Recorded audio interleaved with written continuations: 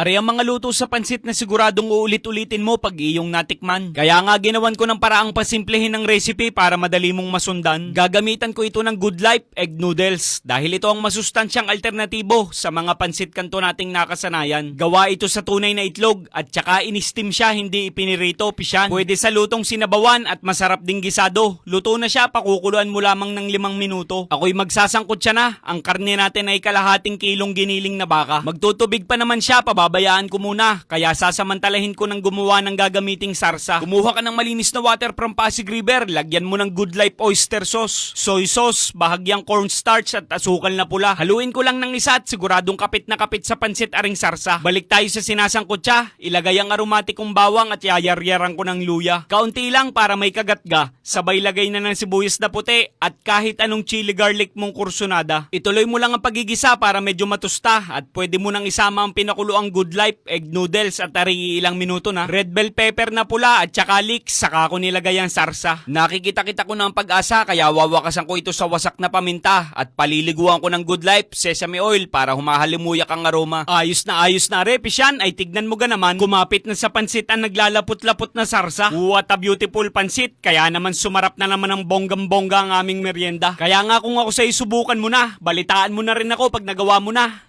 Ay inang!